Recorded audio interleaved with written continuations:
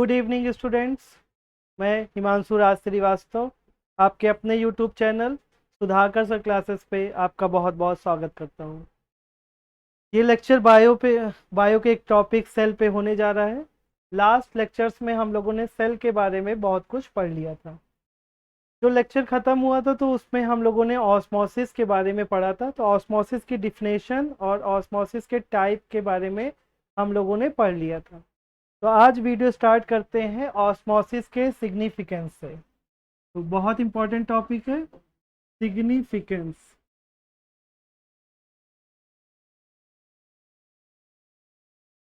Of osmosis. ठीक है, start करते हैं सिग्निफिकेंस ऑफ ऑस्मोसिस। देखिए, कोई भी लिविंग ऑर्गेनिज्म है उसके लिए बहुत इंपॉर्टेंट है ऑस्मोसिस का होना।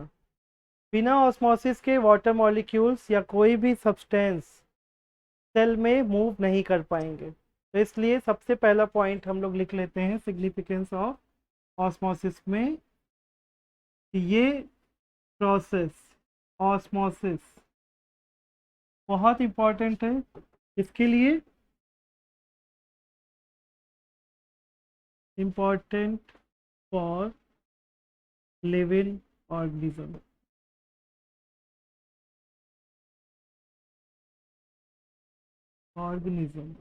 ठीक, फर्स्ट टॉपिक में आपको यही लिख देना है, क्योंकि बिना लिविंग ऑर्गेनिज्म में ऑस्मोसिस के हुए वाटर के मॉलिक्यूल्स मूव नहीं करेंगे, और जब मूव नहीं करेंगे तो वाटर मॉलिक्यूल्स हर जगह पे नहीं पहुंच पाएंगे। ठीक है, सेकेंड पॉइंट, जितने भी यूनिसेलुलर ऑर्गेनिजम्स होते हैं, यूनिसेलुलर मींस जिनके अंदर सिंगल सेल होगी, और fresh water organisms, fresh water organisms, इनमें क्या होता है, और साथ में एक्वेटिक प्लांट्स की भी बात आप कर लेंगे। इनमें भी क्या हो रहा है, ऑस्मोसिस की प्रोसेस हो रही है। और इनमें भी ऑस्मोसिस की प्रोसेस क्यों हो रही है, क्योंकि वाटर के मॉलिक्यूल्स मूव करवाने हैं, इनको वाटर चाहिए। तो वाटर ऑब्टेन करने के लिए unicellular organisms, fresh water organisms और एक्वेटिक प्लांट्स क्या करते हैं, ऑस्मोसिस की प्रोसेस को फंक्शन करते हैं। ठीक है, अब थर्ड पॉइंट जो है, आप जानते हैं जितने भी प्लांट्स हैं वो क्या करते हैं, रूट के थ्रू, रूट से क्या करते हैं, एब्जॉर्प्शन करते हैं वाटर का। तो हमारा थर्ड पॉइंट भी यही है कि absorption of water.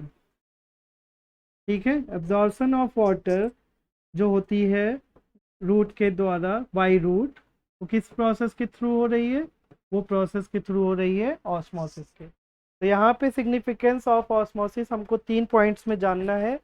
First important process है फॉर एवरी लिविंग ऑर्गेनिजम्स के लिए, चाहे वो यूनिसेलुलर हो और एक्वेटिक प्लांट्स हो, फ्रेश वाटर ऑर्गेनिज्म हो, सबके लिए।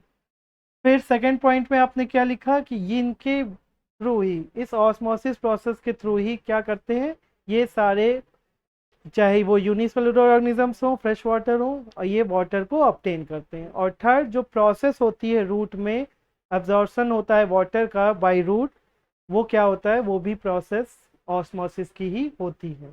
ठीक है, क्लियर। अब नेक्स्ट टॉपिक हम लोग पढ़ते हैं एक्टिव ट्रांसपोर्ट और पैसिव ट्रांसपोर्ट। तो ट्रांसपोर्ट का मतलब आप जान रहे हैं, ट्रांसपोर्ट का मतलब है क्या चीज़, एक मटेरियल का दूसरी जगह पे जाना। बिना ट्रांसपोर्ट हुए क्या होगा, सेल आपकी हर और पार्ट को, हर मटेरियल को ऑब्टेन नहीं कर पाएगी। तो क्या होता है, ट्रांसपोर्ट होता है। तो कुछ प्रोसेस ऐसी होती हैं जिनमें बिल्कुल भी एनर्जी नहीं लगती, और उन ट्रांसपोर्ट को हम लोग बोलते हैं पैसिव ट्रांसपोर्ट। ठीक है, जिसमें एनर्जी नहीं लगती। अब जैसे अभी आपने ऑस्मोसिस और डिफ्यूज़न पढ़ रखा है, तो ऑस्मोसिस और डिफ्यूज़न में क्या हो रहा है, ये प्रोसेस के थ्रू ऑटोमेटिक अपने आप बिना एनर्जी यूज़ किए हुए मटेरियल्स क्या हो जा रहे हैं, ट्रांसपोर्ट हो जा रहे हैं। फॉर एग्जांपल जैसे CO2 और O2 का आपने पढ़ा था, क्या हो रहा था, वो अपने आप मूव कर जा रहा था, क्योंकि डिफ्यूज़न हो रहा था वहाँ पे। और डिफ्यूज़न में क्या हो रहा था, हायर कंसंट्रेशन और लोअर कंसंट्रेशन में मॉलिक्यूल्स मूव कर जा रहे थे, तो वहाँ पे बिल्कुल भी एनर्जी की नीड नहीं थी। तो ऐसे ट्रांसपोर्ट को हम लोग क्या बोल रहे थे, पैसिव ट्रांसपोर्ट। ठीक है, पैसिव ट्रांसपोर्ट में आप एक वर्ड में याद करना है तो लिख लीजिए नो एनर्जी नीड। यहाँ पे किसी भी तरह की एनर्जी जरूरत नहीं है। ठीक है, अपने आप ये प्रोसेस होती है। सेकंड है इसका अपोजिट एक्टिव ट्रांसपोर्ट। ठीक है, एक्टिव एक्टिव ट्रांसपोर्ट में क्या हो रहा है, पैसिव का अपोजिट। तो पैसिव में क्या हो रहा था, किसी भी तरह की कोई एनर्जी नहीं लग रही थी, और यहाँ पे क्या हो जाएगा, एनर्जी की नीड होगी। तो जब कोई भी प्रोसेस, ऐसी प्रोसेस जिसमें एनर्जी की नीड हो रही है, तो फिर आप उस ट्रांसपोर्ट को क्या बोलेंगे, एक्टिव ट्रांसपोर्ट। और जिन ट्रांसपोर्ट्स में यानी कि मटेरियल्स का ट्रांसपोर्ट हो रहा है बट वहाँ पे नीड नहीं है एनर्जी की, तो उन ट्रांसपोर्ट को आप बोलेंगे पैसिव ट्रांसपोर्ट। ठीक, पैसिव ट्रांसपोर्ट कैसे हो जा रहा है, डिफ्यूजन और ऑस्मोसिस के थ्रू। ठीक है, चलिए होप करते हैं कि आपका पैसिव ट्रांसपोर्ट और एक्टिव ट्रांसपोर्ट क्लियर हुआ होगा। यहाँ पे क्या हो जाएगा, एनर्जी चाहिए आपको, तो एनर्जी किस फॉर्म में चाहिए होती है, एटीपी फॉर्म। ठीक, अब ये बात हो गई, आपने प्लाज्मा मेम्ब्रेन पढ़ रखा है। तो प्लाज्मा मेम्ब्रेन में क्या हो रहा है, प्लाज्मा मेम्ब्रेन बहुत फ्लेक्सिबल थी, जिसके थ्रू कुछ यूनिसेलुलर ऑर्गेनिज्म अपने फूड को क्या कर लेते हैं, इनगल्फ कर लेते हैं फूड पार्टिकल्स को, जिसमें हेल्प मिलती है उनको। तो फ्लेक्सिबिलिटी का यूज़ वो किस तरह से कर रहे हैं, फ्लेक्सिबिलिटी का यूज़ वो प्लाज्मा मेम्ब्रेन की इस तरह से कर रहे हैं कि वो क्या कर ले रहे हैं, अपने फूड को ऑब्टेन कर ले रहे हैं, इनगल्फ कर ले रहे हैं, किसके थ्रू, प्लाज्मा मेम्ब्रेन से ही। अब इस प्रोसेस को क्या बोलेंगे, एंडोसाइटोसिस।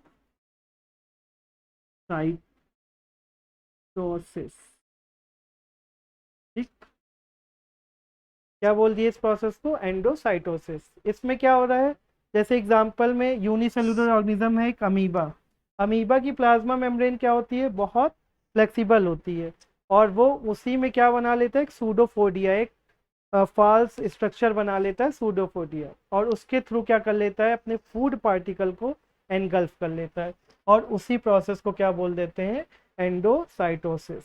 ठीक है, ये किसकी वजह से हो रहा है, सिर्फ प्लाज्मा मेम्ब्रेन की फ्लेक्सिबिलिटी की हेल्प से। पैसिव ट्रांसपोर्ट मींस जिसमें एनर्जी की नीड नहीं हो रही है, एक्टिव ट्रांसपोर्ट जिसमें एनर्जी लग रही है, और थर्ड टॉपिक आपने क्या पढ़ा, एंडोसाइटोसिस। इसमें क्या हो रहा है, जितने भी यूनिसेलुलर ऑर्गेनिज्म हैं अमीबा जैसे, वो क्या कर रहे हैं, अपनी प्लाज्मा मेम्ब्रेन की फ्लेक्सिबिलिटी का यूज कर ले रहे हैं फूड पार्टिकल्स को एनगल्फ करने में। ठीक है स्टूडेंट्स, अब चलते हैं आगे नेक्स्ट टॉपिक पे। नेक्स्ट टॉपिक का नाम है प्लाज्मोलाइसिस। क्या नाम है, प्लाज्मोलाइसिस। अब ये क्या होता है, प्लाज्मोलाइसिस में क्या हो रहा है, जब भी प्लाज्मा मेम्ब्रेन और उसके साथ इनर सब्सटेंस सेल के, वो क्या कर जा रहे हैं, श्रिंकेज कर जा रहे हैं, श्रिंक हो जा रहे हैं, उसकी वजह से क्या हो जा रहा है, वो सेल वॉल से, ये चीज किस में हो रही है, प्लांट सेल में। तो एक बात क्या करेंगे, सेल वॉल, सेल वॉल के नीचे आपको क्या मिलेगी, प्लाज्मा मेम्ब्रेन मिलेगी। अब प्लाज्मा मेम्ब्रेन के साथ, प्लाज्मा मेम्ब्रेन जब श्रिंक करेगी तो उसके साथ सेल के जितने सब्सटेंस हैं वो भी क्या कर जाएंगे, श्रिंक कर जाएंगे। तो ये क्या होगा, धीरे धीरे ये क्या होगा, सेल वॉल से इनकी डिस्टेंस हो जाएगी, और इस प्रोसेस को बोलते हैं प्लाज्मोलाइसिस। प्लाज्मोलाइसिस सिर्फ किसकी बात करेंगे हम लोग, प्लांट सेल की, क्योंकि सेल वॉल किस में हो रही है, केवल प्लांट सेल में। तो प्लांट सेल में को जब आप बात करेंगे तो प्लांट सेल में सेल वॉल के नीचे आपको क्या मिलेगी, प्लाज्मा मेम्ब्रेन, और प्लाज्मा मेम्ब्रेन किसको कवर किया होगा, जितने भी मटेरियल्स होंगे सेल के अंदर के वो। फिर क्या हो रहा है, वो श्रिंक हो जा रही है, किसकी वजह से, किस सोल्यूशन की वजह से, हाइपरटोनिक सोल्यूशन की वजह से। किस सोल्यूशन की वजह से, हाइपरटोनिक।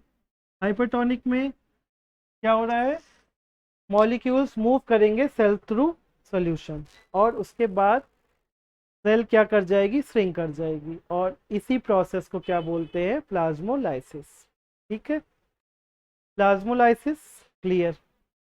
प्लाज्मोलाइसिस में बस आपको 2 पॉइंट्स याद रखने हैं कि वो हाइपरटोनिक सोल्यूशन में प्लांट सेल का इन्वॉल्वमेंट होगा और उसमें प्लाज्मा मेम्ब्रेन क्या करेगी, प्लाज्मा मेम्ब्रेन जितने भी मटेरियल्स हैं सेल के उनके साथ श्रिंक कर जाएगी।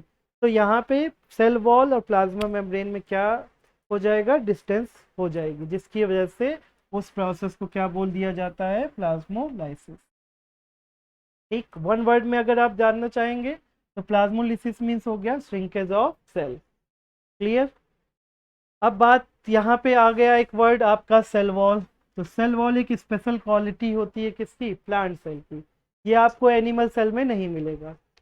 प्लांट सेल में सबसे बाहर का जो लेयर होगा उसे हम लोग बोलते हैं सेल वॉल, और एनिमल सेल में जो आउटर कवरिंग होगा उसको बोलेंगे प्लाज्मा मेम्ब्रेन। प्लांट सेल में प्लाज्मा मेम्ब्रेन सेल वॉल के अंदर होगी और एनिमल सेल में सेल वॉल अब्सेंट होगी। तो यहाँ पे आपने प्लांट सेल और एनिमल सेल में डिफरेंसेस भी समझ लिया। ठीक है, नेक्स्ट टॉपिक क्या है, अब बात आ गई सेल वॉल की। ठीक है, अब सेल वॉल को हम लोग देखते हैं। सेल वॉल अभी आपको क्या बता दिया गया, सब आउटर कवरिंग है किसकी,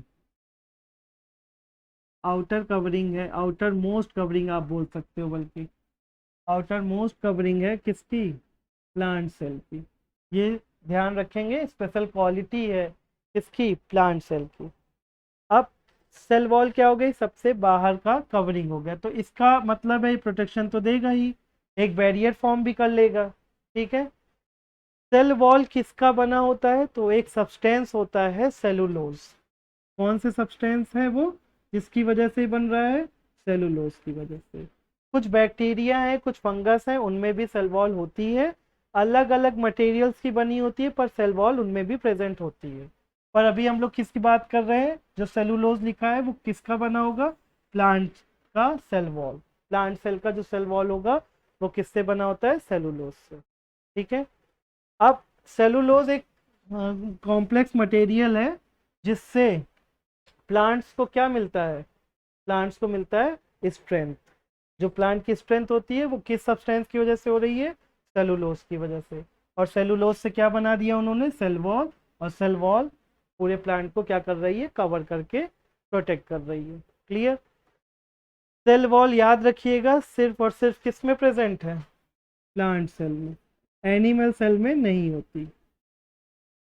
और प्लाज्मा मेम्ब्रेन एनिमल सेल में भी है और प्लांट सेल में भी है। Plasma membrane outer most covering area होता है किसका, एनिमल सेल का, और प्लांट सेल में आउटर मोस्ट लेयर का नाम क्या है, सेल वॉल। ठीक है, नेक्स्ट टॉपिक है आपका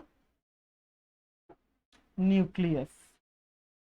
अब सेल वॉल क्या हो गई, सेल वॉल ने प्रोटेक्ट कर लिया, सेल वॉल ने स्ट्रेंथ दे दी प्लांट को। अब बात करते हैं हम लोग न्यूक्लियस की। न्यूक्लियस, ठीक है। अब न्यूक्लियस क्या होता है, देखिए न्यूक्लियस, पहली चीज तो आप लोग जान लीजिए कि न्यूक्लियस सिर्फ प्रेजेंट होता है यूकैरियोटिक सेल में। किसमें, सिर्फ और सिर्फ यूकैरियोटिक सेल में। यूकैरियोटिक का डिफिनेशन जब हम लोगों ने जाना था तो हम लोगों ने वहीं पे ये लिखा था कि nucleus, well defined nucleus present होंगे तो उन्हीं सेल को क्या बोला जाएगा, यूकैरियोटिक सेल। तो फिर न्यूक्लियस किस में प्रेजेंट होगा, only in eukaryotic cell. Humans की जो आरबीसीज होती हैं, ह्यूमंस बॉडी में आरबीसी होती हैं, ब्लड सेल्स जो होती हैं, उनमें क्या होता है, ये न्यूक्लियस क्या होता है, मैच्योरिटी के बाद डिसअपियर हो जाता है। बस यही एक चीज़ है जिसमें आपको एक क्वेश्चन बन सकता है कि आरबीसी में न्यूक्लियस नहीं होता है, न्यूक्लियस डिसअपियर हो जाता है मैच्योरिटी के बाद में। ठीक, बाकी जितने भी यूकैरियोटिक एनिमल्स हैं, यूकैरियोटिक ऑर्गेनिजम्स हैं, उनमें आपको न्यूक्लियस मिलेगा। न्यूक्लियस क्या करता है, इसको मास्टर कंट्रोलर बोला जाता है। क्यों, क्योंकि ये क्या करता है, कंट्रोल करता है जितनी भी एक्टिविटी है, जितनी भी एक्टिविटी है सेल की, वो किसको कौन कंट्रोल करता है, उसको कंट्रोल करता है सेल, सेल में प्रेजेंट न्यूक्लियस। तो न्यूक्लियस का नाम आप बोल सकते हैं ब्रेन ऑफ सेल या फिर मास्टर कंट्रोलर। ठीक है, कोई प्रॉब्लम। नेक्स्ट एक पॉइंट और याद रखना है कि जो ह्यूमंस की आरबीसी होती है उसमें न्यूक्लियस क्या हो जाता है, डिसअपियर हो जाता है। कब डिसअपियर हो जाता है, जब वो मैच्योर हो जाती हैं। ये भी चीज़ याद रखना है आपको। न्यूक्लियस का एक पॉइंट ये याद रखिएगा कि डबल मेम्ब्रेन होता है। न्यूक्लियस क्या होता है, डबल मेम्ब्रेन होता है, ठीक है। न्यूक्लियर मेम्ब्रेन जो होती है वो डबल लेयर होती है, और न्यूक्लियर मेम्ब्रेन में बहुत सारे पोर्स भी मिलते हैं, ठीक है। पोर्स मीन्स छोटे छोटे छिद्र मिलेंगे आपको। उससे क्या होगा, उससे होता है जितने भी मटेरियल एक्सचेंज होंगे न्यूक्लियस और साइटोप्लाज्म में, वो इसी पोर्स के थ्रू हो जाएंगे, ठीक है। अब न्यूक्लियस के बारे में आपने क्या क्या जान लिया। पहली चीज तो ये कि यूकैरियोटिक सेल में ही मिलेगा। ह्यूमंस की जो आरबीसी होती हैं, blood cells, red blood cells, उसमें क्या होगा, न्यूक्लियस प्रेजेंट होता है, बाद में वो क्या हो जाता है, डिसअपियर हो जाता है मैच्योरिटी के बाद में। और न्यूक्लियर मेम्ब्रेन जो होती है वो डबल मेम्ब्रेन होती है, और न्यूक्लियर मेम्ब्रेन्स में बहुत सारे पोर्स पाए जाते हैं, जिनके थ्रू क्या हो रहा है, एक्सचेंज होता है। किस चीज़ का एक्सचेंजेस होता है, मटेरियल्स का। किसके किसके बीच, न्यूक्लियस और साइटोप्लाज्म के बीच। इन दोनों के बीच में क्या होता है, मटेरियल्स का एक्सचेंजेस होता है। न्यूक्लियस में ही जेनेटिक मटेरियल्स, डीएनए और जीन्स पाए जाते हैं, और डीएनए और जीन्स मिलके बनाते हैं क्रोमोसोम्स। क्लियर। तो न्यूक्लियस के बारे में जान लीजिए, सबसे इंपॉर्टेंट पार्ट है, क्योंकि इसका नाम ही है मास्टर कंट्रोलर। मास्टर कंट्रोलर क्यों बोला जाता है, तो आप लिख लीजिएगा, जितनी भी सेल की एक्टिविटी होती है उस पर पूरा का पूरा कंट्रोल किसका होता है, न्यूक्लियस का होता है। और न्यूक्लियस की जो मेम्ब्रेन होती है वो होती है डबल, ठीक है। डबल मेम्ब्रेन होने की वजह से उसमें बहुत सारे जो पोर्स मिलते हैं, वो पोर्स चेंजेस का, मटेरियल्स का एक्सचेंज करते हैं। मटेरियल्स का एक्सचेंज करने के बाद चीज़ें आराम से हो जाती हैं, ठीक है। अब इस लेक्चर में हम लोग यहीं तक पढ़ते हैं, फिर नेक्स्ट लेक्चर में इसके आगे के टॉपिक्स को क्लियर करेंगे। Okay students, thank you.